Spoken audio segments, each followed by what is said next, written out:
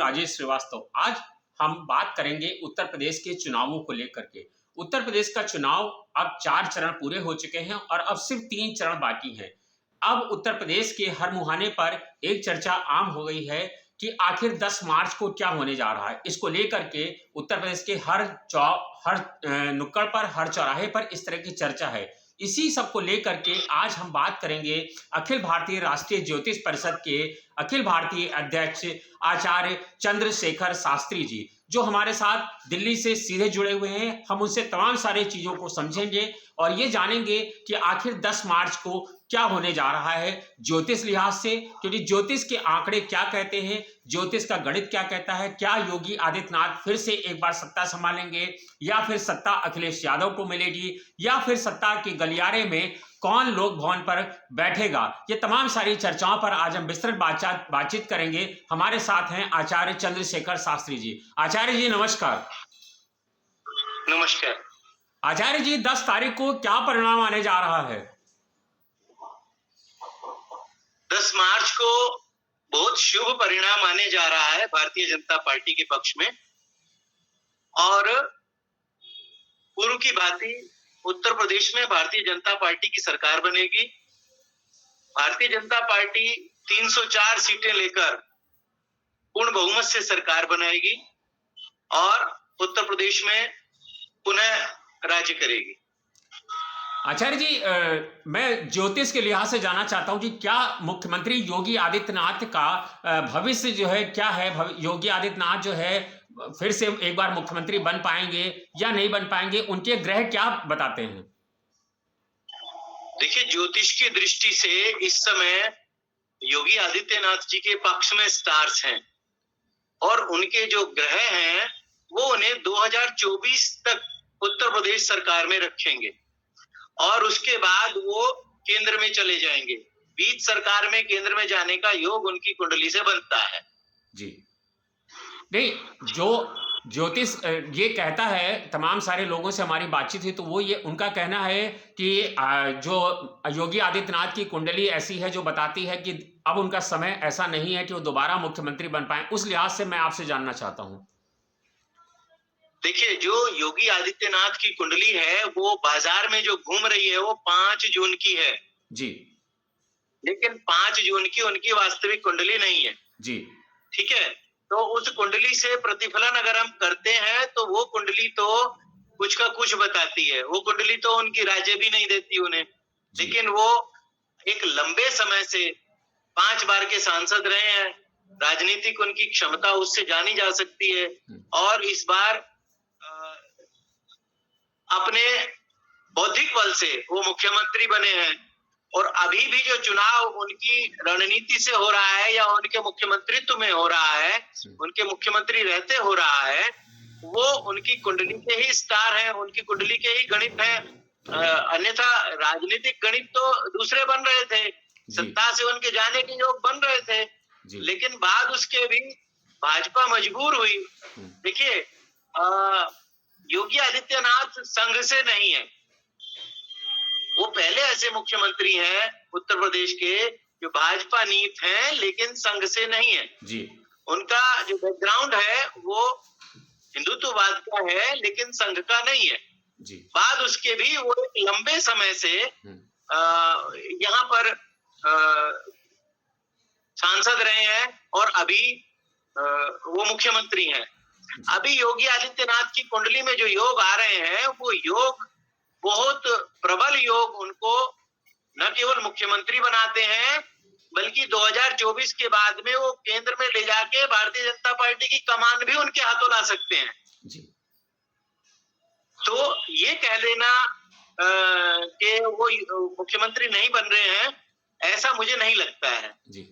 आचार्य जी, पिछले लंबे समय से देखा जा रहा है, राजनीतिक सवाल है, पिछले लंबे समय से देखा जा रहा है, जब पिछले 6 महीने की अगर हम बात करें तो दिल्ली में को लेकर के तमाम योगी आदित्यनाथ के भविष्य को लेकर के सवाल उठाए गए और कहा कई बार तो इस तरह की चर्चा हुई कि अमित शाह ने उनको तलब किया है कि योगी आदित्यनाथ इस्तीफा दे देगा करके। लेकिन हर बार योगी आदित्यनाथ जब दिल्ली से लौटे तो एक अलग ऑरा उनके साथ था। एक अलग तेज के साथ वो लौटे और ज्यादा पावरफुल लेके ले। इस बार योगी आदित्यनाथ को अमित शाह ही नहीं, नरेंद्र मोदी को भी ये कहना पड़ा उत्तर प्रदेश की जनसभाओं में। अभी 3 दिन पहले जब वो बोल रहे थे बहराइच में, तो उनको कहना पड़ा कि आएंगे तो योगी ही। और अमित शाह ने भी एक इंटरव्यू में कहा कि सरकार बनेगी तो हम योगी आदित्यनाथ के चेहरे पर चुनाव लड़ रहे हैं और योगी आदित्यनाथ मुख्यमंत्री बनेंगे। लेकिन लोग भरोसा इसलिए नहीं कर रहे हैं क्योंकि पिछली बार भारतीय जनता पार्टी ने जब चुनाव लड़ा था तो केशव मौर्य के चेहरे पर चुनाव लड़ा था, और जब परिणाम आ गए तो भारतीय जनता पार्टी ने योगी आदित्यनाथ को मुख्यमंत्री बना दिया। इसलिए इस तरह आज ये सवाल आज आपसे जो मैं साक्षात्कार कर रहा हूं ये बहुत अहम है, इसको बहुत लोग जानना चाहते हैं। मैं उनके सवालों को आपसे पूछ रहा हूं क्योंकि लोगों को लग रहा है कि अगर भारतीय जनता पार्टी की सरकार बन भी जाती है तो शायद योगी आदित्यनाथ के भविष्य को लेकर के या उनके मुख्यमंत्री को लेकर के, क्योंकि उत्तर प्रदेश में जो लोग वोट डाल रहे हैं वो योगी आदित्यनाथ के चेहरे पर वोट दे रहे हैं। या इसका मैं आपको राजनीतिक उत्तर दूं या ज्योतिषीय उत्तर दूं? दोनों लिहाज से मैं चाहता हूं। ठीक है, पहले आपने चूंकि प्रश्न आपने राजनीतिक किया है तो मैं आपको इसका राजनीतिक उत्तर देता हूं। जी देखिए, राजनीतिक जो अवस्थाएं हैं वो गुणागणित से होती हैं, राजनीतिक से। जैसे आपने ही कहा कि वो हर बार जब भी दिल्ली से लौटे हैं तो उनका ऑरा और बढ़ा है जी। और अमित शाह ने भी और नरेंद्र मोदी जी ने भी उनकी प्रशंसाएं की हैं और कहा है कि भाई वो उन्हीं के चेहरे पर सब चुनाव लड़ रहे हैं और वही मुख्यमंत्री होंगे। यहाँ तक कि भारतीय जनता पार्टी के पूर्व राष्ट्रीय अध्यक्ष और केंद्रीय मंत्री, उत्तर प्रदेश के पूर्व मुख्यमंत्री राजनाथ सिंह जी अपनी हर जनसभा में कह रहे हैं कि योगी मुझसे भी अच्छे शासक हैं जी। उन्होंने मेरे मुख्यमंत्रित्व काल में जो मैं कर पाया उससे अधिक उन्होंने किया, वो मुझसे बेहतर मुख्यमंत्री हैं। उन्होंने अपनी हर जनसभा में ऐसा कहा है जी। और जनता चाहती भी योगी आदित्यनाथ को ही है। भारतीय जनता पार्टी अगर ऐसा करने का प्रयास भी करेगी तो लोकसभा का चुनाव भारतीय जनता पार्टी को उत्तर प्रदेश में हानि पहुंचा देगा जी। भारतीय जनता पार्टी ऐसा कोई रिस्क नहीं लेना चाहेगी। जैसी अवस्था आज योगी आदित्यनाथ ने बना दी है, मोदी के बाद केवल वही स्थिति को कामयाब कर सकते हैं। और वैसे भी इसका मैं एक और आपको बताता हूँ, भाजपा में एक ट्रेड रहा है, दो लोगों की एक युति होती है। युति शब्द यहाँ ज्योतिषीय है, मतलब योग, दो लोगों का युगल एक संबंध इस तरह का होता है जो साथ साथ चलते हैं। जैसे श्यामा प्रसाद मुखर्जी जी और पंडित दीनदयाल उपाध्याय जी की जोड़ी बहुत महत्वपूर्ण जोड़ी थी। संघ में भी गुरु गोवलकर जी और अपने हेडगेवार जी की जोड़ी जो है वो ऐसे ही चलती थी। उसके बाद जब अटल जी आए तो अटल जी और अडवाणी जी की जोड़ी चलती थी जी। अभी अमित शाह जी और मोदी जी की जोड़ी चलती है जी। और सदा ये भी देखा गया है कि जब एक व्यक्ति उनमें से हट जाता है तो दूसरा अप्रासंगिक हो जाता है। अभी अटल जी के जाने के बाद आप आडवाणी जी को देख सकते हैं कि वो अप्रासंगिक हो गए हैं। ऐसे ही मोदी जी जैसे जाएंगे तो अमित शाह जी भी अप्रासंगिक हो जाएंगे। आप देखिएगा इस चीज को, आगे भविष्य में आपको एहसास होगा। जो राजनीतिक रूप से भय बना हुआ है कि अमित शाह जैसा लोगों की चर्चा है, लोग कहते हैं, राजनीतिक चिंतन भी इस तरह के आ रहे हैं, जैसा लोगों की चर्चा है कि अगर योगी अगर प्रभाव में आते हैं, सत्ता में आते हैं तो उधर अमित शाह जी का कद छोटा होता है। लेकिन ये सब बेबुनियाद चर्चाएं हैं, इन चर्चाओं का कोई महत्व नहीं रह जाता है। आज आप समझिए कि पूरा जो पिछले चुनाव की जो बात है कि केशव प्रसाद मौर्य को आगे करके चुनाव लड़ा गया, यह अर्ध सत्य है। केशव प्रसाद मौर्य उस समय भारतीय जनता पार्टी उत्तर प्रदेश के प्रदेश अध्यक्ष थे जी। और उनकी अगुवाई में चुनाव लड़ा गया, उनको मुख्यमंत्री चेहरा बनाकर चुनाव नहीं लड़ा गया जी। तो ये कहना कि मुख्यमंत्री उन्हें घोषित किया था और वो आदित्यनाथ पर चली गई। हाँ, महत्वाकांक्षाएं हो सकती हैं, उनकी भी है, और कोई भी राजनीतिज्ञ होगा उसकी महत्वाकांक्षाएं होनी आवश्यक है। अगर किसी में महत्वाकांक्षाएं नहीं है तो वो राजनीति क्यों करेगा जी। तो उनमें महत्वाकांक्षाएं निश्चित हैं। दूसरी बात ये कि जब चुनाव हुआ और भारतीय जनता पार्टी को स्पष्ट बहुमत आया, उस समय अमित शाह जी से ये प्रश्न हुआ कि मुख्यमंत्री कौन बनेगा।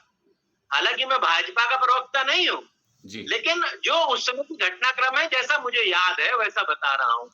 तो उस समय केशव प्रसाद मौर्य का लोग नाम ले रहे थे, तो अमित शाह जी ने कहा था कि केशव प्रसाद मौर्य तय करेंगे कि मुख्यमंत्री कौन बनेगा, क्योंकि भाजपा में कैडर बेस होता है। जी। तो उत्तर प्रदेश के उस समय अध्यक्ष केशव प्रसाद मौर्य थे। जैसे मोदी जी के समय में राष्ट्रीय अध्यक्ष राजनाथ सिंह जी थे। तो राष्ट्रीय अध्यक्ष तो प्रधानमंत्री नहीं हुए, तो फिर प्रदेश अध्यक्ष मुख्यमंत्री कैसे हो सकते हैं? वहां मोदी जी का चेहरा आया, यहाँ योगी जी का चेहरा आया, और योगी जी को हटाकर किसी अन्य व्यक्ति को ऐसे माहौल में लाके रखने का मतलब है भाजपा का प्रदेश से बहुत बड़ा नुकसान होना। आज जो जनता देख रही है, जिस तरह से चुनाव में नारेबाजी हो रही है, जैसे जैसे चुनाव के दौरान दूसरी पार्टियों के लोग जिस तरह से एक पक्ष विशेष का तुष्टीकरण कर रहे हैं, उसमें सभी लोग, वो चाहे किसी भी जाति वर्ग के हों, जहां तक मुझे समझ में आता है, वो योगी के चेहरे पर वोट कर रहे हैं और योगी ही मुख्यमंत्री भी होंगे। और ज्योतिषियों का मतलब भी यही कहती है कि योगी जी मुख्यमंत्री होंगे। जी जी। आचार्य जी, एक सवाल ये है कि भारतीय जनता पार्टी जब सरकार में है और दोबारा मुख्यमंत्री के लिए चुनाव हो रहा, विधानसभा चुनाव हो रहे हैं, और अब जो उत्तर प्रदेश में माहौल है, हम उत्तर प्रदेश में हैं, तो उत्तर प्रदेश में जो माहौल चल रहा है, एक आम चर्चा है कि इस बार भारतीय जनता पार्टी की सरकार बनती नहीं दिखाई पड़ रही, गठबंधन की सरकार आती जा रही है। तो एक ज्योतिष के लिहाज से हम जानना चाहते हैं, आपने अखिलेश की कुंडली पर भी अध्ययन किया होगा, तो अखिलेश ने जब सत्ता हासिल की तो वो मुलायम सिंह के चेहरे पर पार्टी ने चुनाव लड़ा था। उसके बाद 2014 में वो एक्सीडेंटल मुख्यमंत्री बन गए। उसके बाद 2014 में उन्होंने एक एक्सपेरिमेंट किया, वो असफल हो गया, वो सफल नहीं हो पाया। 2017 में दूसरा एक्सपेरिमेंट हुआ, वो सफल नहीं हो पाया। 2019 में एक्सपेरिमेंट हुआ, वो भी असफल हो गया। अब 2022 का जो चुनाव है, चौथा एक्सपेरिमेंट कर रहे हैं अखिलेश यादव। उनके भविष्य को आप कैसे देखते हैं? वे मुख्यमंत्री रह गए, ये उनके खाते में जुड़ गया कि वो मुख्यमंत्री हुए। अभी उनके भाग्य में मुख्यमंत्री का कोई योग नहीं है, वो मुख्यमंत्री नहीं होंगे। वो बमुश्किल अपनी सीट निकाल पाए, वो बहुत बड़ी बात होगी। ज्योतिषीय गणना उनके पक्ष में नहीं है, कहने को कुछ भी कहा जा सकता है, लेकिन अगर वास्तविक ज्योतिष किया जाता है तो उसमें कोई संभावना हमें नहीं दिखाई देती। आप ज्योतिष ईश्वर मैं भी नहीं, आप ज्योतिष लिहाज से बिल्कुल संपूर्ण गणना कर चुके हैं कि अखिलेश यादव के भविष्य में अब दोबारा कभी भी मुख्यमंत्री बनना नहीं, कि अभी इस बार नहीं है? वो इस बार भी नहीं बन पाएंगे, आगे भी उनकी मुख्यमंत्री बनने की संभावना नहीं है। आगे उनकी मुख्यमंत्री बनने की संभावना इसलिए नहीं है क्योंकि आगे का जो समय है, वो अगर हम जातीय गणना देखते हैं, धार्मिक गणना देखते हैं, जिस पक्ष को आगे करके वो चुनाव लड़ते हैं, वो पक्ष अपना मुख्यमंत्री बनाएगा, ना कि किसी हिंदू को उधार लेगा। जिस दिन वह पक्ष मजबूत होगा, जनगणना जैसे जैसे बढ़ेगी, उनकी डेमोग्राफी जैसे जैसे चेंज होगी, तो वो अपने में से किसी एक को मुख्यमंत्री चुनेंगे, ना कि किसी अखिलेश यादव को या किसी अन्य यादव को या किसी अन्य शर्मा वर्मा ब्राह्मण को। वो अपने को चुनेंगे फिर। तो उस स्थिति में अब जो चुनाव हो रहा है, इस चुनाव के बाद 2027 का चुनाव होगा। 2027 में उत्तर प्रदेश में सर्वाधिक जो मतदाता होगा वो मुसलमान होगा, सबसे अधिक मतदाता 2027 से 32 तक के बीच में पूरे भारत में सबसे अधिक युवा मतदाता मुसलमान होगा भारत। उस स्थिति में वो लोग किसी समाजवादी पार्टी को नहीं ढूंढेंगे, वो अपना पक्ष ढूंढेंगे। तब भी मुलायम सिंह यादव के पक्ष, अखिलेश यादव का पक्ष लूज हो जाएगा, तो कैसे उसे करिएगा? या आप बड़ी बात कर रहे हैं। सत्य यही है, भविष्य में जब भी वो डेमोग्राफी चेंज होगी, उस चेंज होने पर निश्चित रूप से वो अपने व्यक्ति को एकत्र होकर अपने व्यक्ति को विधानसभा भेजेंगे। यानी ये मान लिया, उसी के आधार पर वो इलेक्शन होगी। यानी ये मान लिया जाए कि क्या अखिलेश यादव का राजनीतिक भविष्य अब खत्म हो गया है? ऐसा तो मैं इसलिए नहीं कहूंगा क्योंकि राजनीति तो वो करेंगे, लेकिन वो मुख्यमंत्री वाला जो कैडर है वो अब अनिश्चय में है। आचार्य जी, भारतीय जनता पार्टी की सरकार दोबारा आप दावा कर रहे हैं कि ज्योतिष लिहाज से भारतीय जनता पार्टी की सरकार बनती हुई साफ दिखाई दे रही है। क्या सीटें कम होने से सरकार, अगली सरकार जो होगी वो कमजोर होगी, या वो बहुत दृढ़ निश्चय वाले फैसले नहीं ले सकेगी, योगी सरकार के बुलडोजर नहीं चल सकेंगे? देखिए, एक चीज आप समझ लीजिए कि अगर इसको मैं, चूंकि उत्तर प्रदेश सबसे बड़ा राज्य है, 25 करोड़ जनता इस अकेले राज्य में रहती है, और समग्र देश का जब हम इसमें कुंडली कैलकुलेट करते हैं और उसके बाद उत्तर प्रदेश का कुंडली कैलकुलेट करते हैं, तो 2026 में भारत में उत्तर प्रदेश जैसे राज्य के साथ भारत में एक बड़ी राजनीतिक अस्थिरता आएगी जो 2032 तक चलेगी। उस बीच एक गृह युद्ध जैसे भी माहौल बन सकते हैं, उस बीच जातीय संघर्ष भी हो सकते हैं, उस बीच राजनीतिक संघर्ष भी बहुत हो सकते हैं, और उस समय एक असमंजस की स्थिति देश में बनेगी, और वो समय देश के लिए एक राहु काल की तरह का कार्य करेगा। 2026 से 2032 तक का वो समय होगा। तो उस समय के आधार पर भी हम जब देखते हैं तो अखिलेश यादव उसका लाभ नहीं उठा पाएंगे, क्योंकि 2024 से 26 के बीच योगी आदित्यनाथ भारतीय जनता पार्टी के राष्ट्रीय अध्यक्ष होंगे, उनकी कुंडली के अनुपात से बता रहा हूं।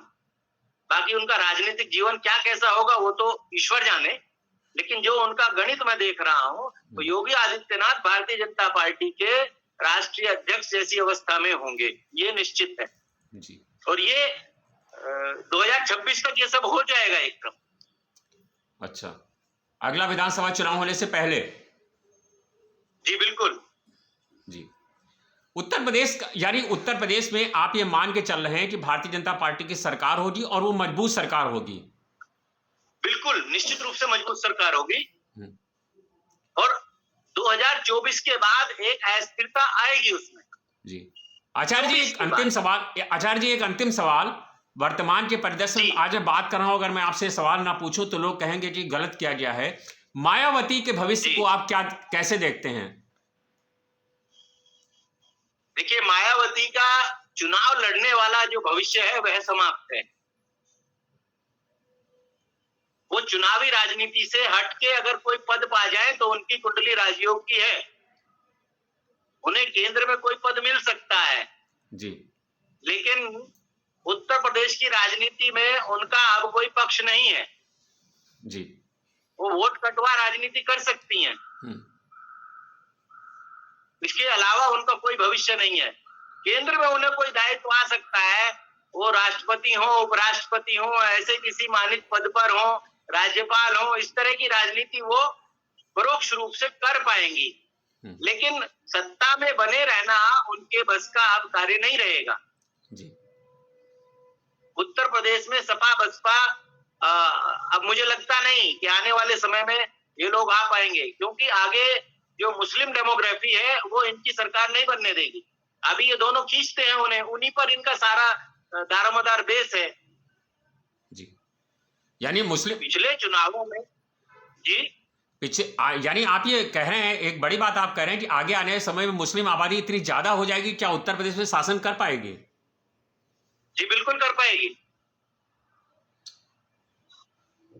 बिल्कुल कर पाएगी। उत्तर प्रदेश में मुस्लिम ही मुख्यमंत्री होगा, यानी अगला जो मुख्यमंत्री होगा वो मुस्लिम होगा? उसकी संभावना 70% है अभी आज के परिप्रेक्ष्य में। जी। जो 2027 का इलेक्शन है वो भी हिंदू वर्सेस मुस्लिम ही होगा, और मुस्लिम उसमें बहुतायत में होगा, हिंदू उतना नहीं होगा जी जी। तो पक्ष में मुस्लिम के ही रहेगा जी जी। आचार्य जी बहुत बहुत शुक्रिया, आपने तमाम सारी बातों पर हमारे साथ विस्तार से बातचीत की, इसके लिए बहुत बहुत धन्यवाद। शुक्रिया। धन्यवाद आपका।